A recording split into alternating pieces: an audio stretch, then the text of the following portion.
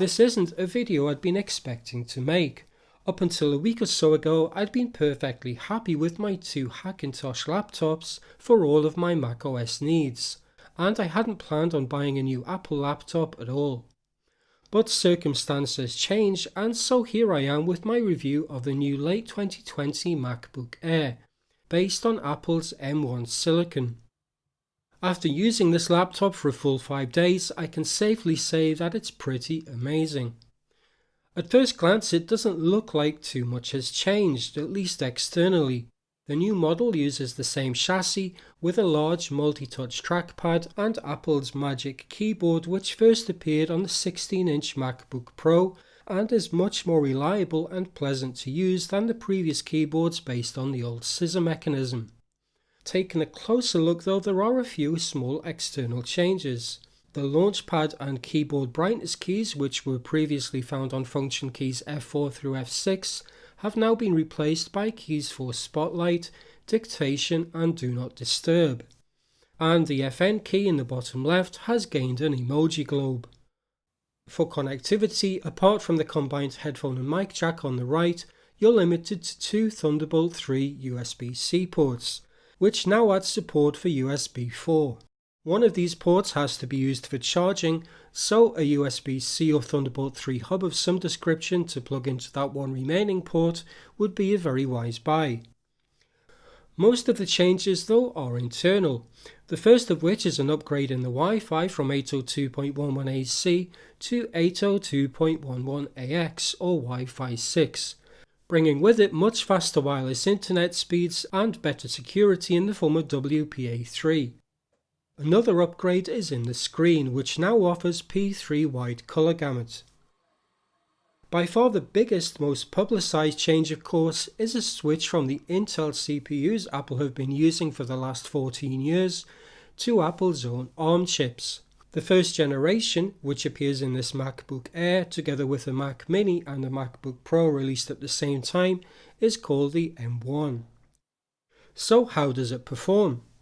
Running Geekbench 5 on this MacBook Air yielded a single core score of 1749 and a multi-core score of 7711. To put these scores into perspective, here is a comparison with some other Macs. In single core performance, the M1 absolutely demolishes every Intel Mac ever made.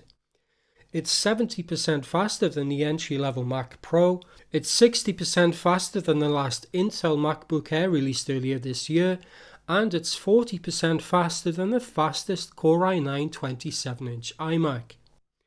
In multi-core performance, while it's beaten by the high-end Xeons in the desktop Mac Pro and the iMac Pro machines, it's faster than all of Apple's Intel-based portables, including the Core i9-based 16-inch MacBook Pro, a machine that costs 3 times as much, and it's within spitting distance of the entry-level 2019 Mac Pro with a Xeon W3223, a machine that costs $6,000. For this level of performance to be found in an ultra portable which is passively cooled is unheard of. While the performance running native ARM code is impressive, for the time being at least you're going to find yourself running a lot of applications compiled for Intel CPUs. To enable this, macOS Big Sur includes a translation layer known as Rosetta 2. Running the Intel version of Geekbench 5 on the M1 MacBook Air yields a single core performance of 1334 and a multi-core score of 6036. This means that even when running under Rosetta, the new M1 chip beats every Intel Mac in single-core performance and is biting at the heels of the fastest Core i9 MacBook Pro in multi-core. Next, running Cinebench R23, the scores were equally as impressive. In the single-core test, the MacBook Air achieved 1,496 points, and in multi-core, the score was 7,473. Again, that single core score crushes every Intel-based Mac available. It's almost 50% faster than the $6,000 entry-level Mac Pro and 30% faster than the highest spec i9-based MacBook Pro. The multi-core score meanwhile is over twice as fast as the 2018 Mac Mini, 50% faster than the 2020 13-inch MacBook Pro with a 2GHz Core i5, and it's 15% faster than the 2018 15-inch MacBook Pro with a Core i9.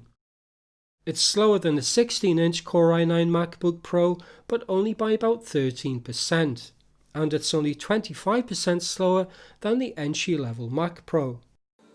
For an indication of gaming performance, I tried a couple of games, the first of which was League of Legends, which is an Intel application, so it was running under Rosetta 2.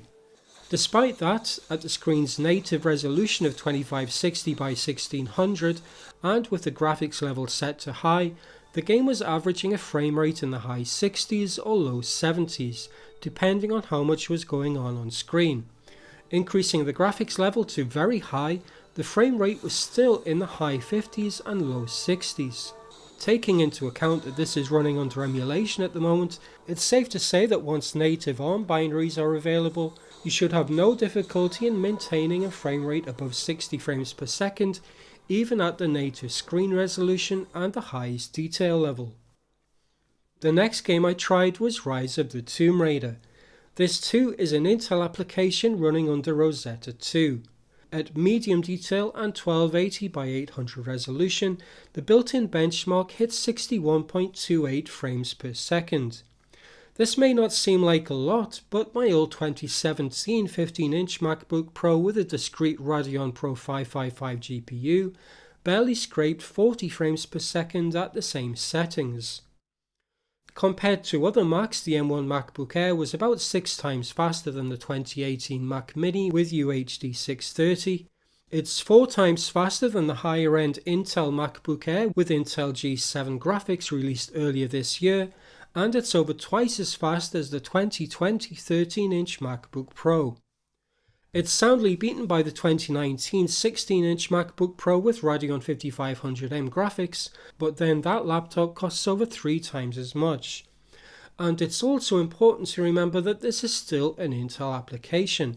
If the Geekbench results are any indication, once native ARM executables are available, you can probably expect a performance increase of around 20 to 25%, which would bring the MacBook Air M1 up to around 75 frames per second, almost on a par with the MacBook Pro 13 with a 5700 XT eGPU.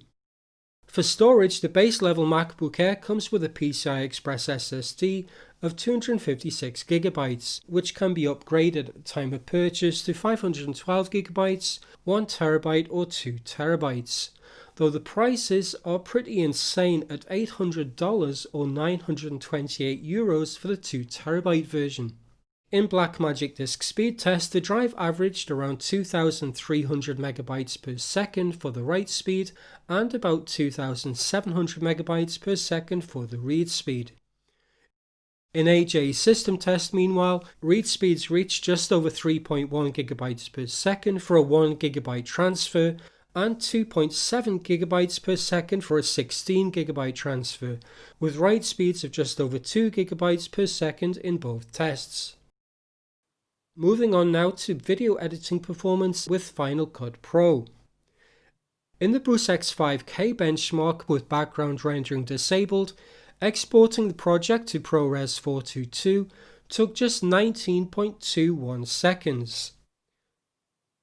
This is absolutely incredible performance, narrowly beating the entry-level 16-inch MacBook Pro with a dedicated Radeon 5300M. And it's almost level with the 27-inch iMac with a Radeon Pro 580. Of course, benchmarks mean little if that performance doesn't translate into real-life usage. So for the 5 days I've owned this Mac, I've been using it exclusively for all of my video editing. All of the footage I shoot is in Cinema 4K resolution at 200 megabits per second, and the editing experience on this MacBook Air has been flawless. I decided to see how far I could push it before it started to drop frames. So in Final Cut Pro preferences, I ticked the option to stop playback if a frame was dropped, and added 7 simultaneous layered streams of Cinema 4K footage with transparency. Playback and skimming was silky smooth. Looking at activity monitor, CPU usage was only at around 20%. So I tried adding some color grading to each of the 7 clips, and playback was still silky smooth. Then I started adding more layers, one on top of the other, each with a different layer of transparency and color grading. I gave up when I got to 27 simultaneous layers of cinema 4K footage, each with transparency. Playback and skimming were still silky smooth, and it still didn't drop a single frame. So it's fair to say that the new MacBook Air is a pretty incredible piece of technology. I was sure that the 8GB of RAM in this base model was going to be an issue, since almost every Mac I've owned since at least 2012 has had 16GB, but so far at least that hasn't turned out to be the case. I don't know how Apple have done it, but even with only half the RAM, the new M1 based MacBook Air runs rings around anything else out there. What benchmarks can't convey is just how fast and responsive everything feels in use. Whether it's opening applications, scrolling through folders filled with thousands of files, navigating through menus, everything is basically instantaneous. And despite being passively cooled, even after running all of these benchmarks for hours on end, it was barely even warm to the touch. That's it for this video, thanks for watching.